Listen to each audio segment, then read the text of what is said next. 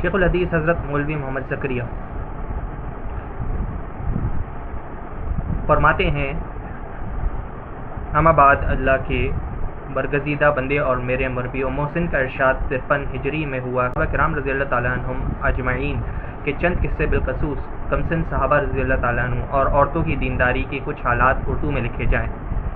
تاکہ جو لوگ قصوں کے شوقین ہیں وہ واہی تباہی جھوٹی حکایات کی بجائے اگر ان کو دیکھیں تو ان کے لیے دینی ترقی کا سبب ہو، اور گھر کی عورتیں اگر راتوں میں بچوں کو جھوٹی کہانیوں کی بجائے ان کو سنائیں تو بچوں کے دل میں صحابہ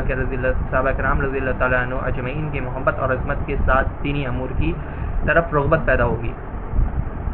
میرے لیے اس ارشاد کی تعمیل بہت ہی ضروری تھی کہ احسانات میں ڈوبے ہونے کے علاوہ اللہ والوں کی خوشنودی دو جہاں میں فلاح کا سبب ہوتی ہے، مگر اس کے باوجود اپنی کم مائگی سے یہ امید نہ ہوئی کہ میں اس خدمت کو مرضی کے موافق ادا کر سکتا ہوں۔ اس لیے 4 برس تک بار بار اس ارشاد کو سنتا رہا اور اپنی نااہلیت سے شرمندہ ہوتا رہا۔ اس سفر ایک مرض کی وجہ سے چند روز کے لیے دماغی کام سے روک دیا گیا، تو مجھے خیال ہوا کہ ان خالی ایام کو اس بابرکت مشغلہ میں گزار دوں کہ اگر یہ اوراق پسند خاطر نہ ہوئے تب میرے خالی اوقات تو بہترین اور بابرکت مشغلہ میں گزر ہی جائیں گے۔ اس میں شک نہیں کہ اللہ والوں کے قصے، ان کے حالات یقیناً اس قابل ہیں کہ ان کی تحقیق اور تفتیش کی جائے اور ان سے سبق حاصل کیا جائے، بالخصوص صحابہ کرام رضی اللہ تعالیٰ عنہ اجمعین کی جماعت جس کو اللہ جل شانہ نے اپنے لاڈلے نبی اور پیارے رسول صلی اللہ علیہ وسلم کی مصاحبت کے لیے چنا، اس کے مستحق ہے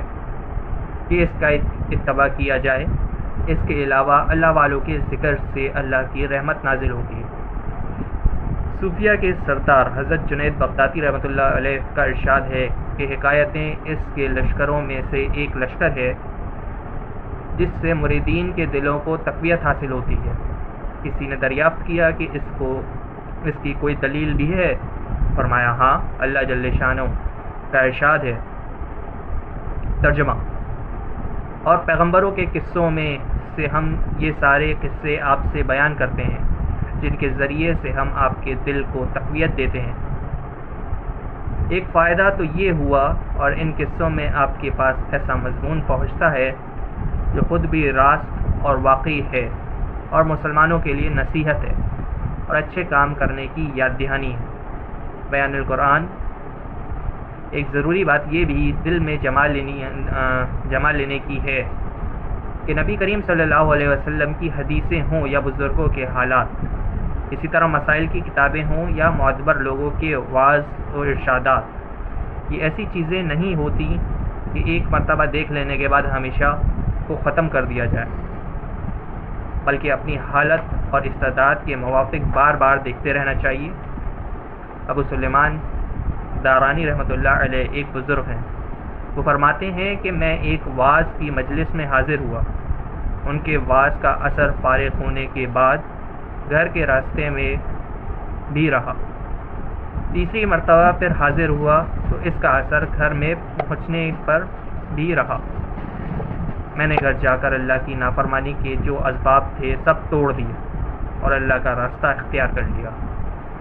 اسی طرح دینی کتابوں کا بھی حال ہے کہ محض سرسری طور پر ایک مرتبہ ان کے پڑھ لینے سے اثر کم ہوتا ہے، اس لیے کبھی کبھی پڑھتے رہنا چاہیے۔ پڑھنے والوں کی سہولت اور مضامین کے دل نشی ہونے کے خیال سے میں نے اس رسالہ 12 بابوں اور ایک خاتمے پر تقسیم کیا ہے۔ جی، تو امید کرتے ہیں کہ آج کی ویڈیو آپ کو پسند آئی ہوگی، اور انشاءاللہ اگلی ویڈیو میں آپ کے لیے ہم باب نمبر 1 سے واقعات کا آغاز کریں گے۔ تو اگر ہماری ویڈیو پسند آئی اور اگر آپ جاننا چاہتے ہیں ہمارے صحابہ کرام رضی اللہ تعالیٰ عنہ جو کہ ہمارے دلوں پر راج کرتے ہیں، ان کے بارے میں ان کے واقعات اور ان کے جذبات، تو ہماری ویڈیو کو سبسکرائب کریں، لائک کریں اور بیل کے آئیکن کو پریس کرنا نہ بھولیں، تاکہ جیسے ہی ہماری ویڈیو نئی آنے والی ویڈیو لانچ ہو وہ آپ تک فوراً اس کی نیوز پہنچ جائے۔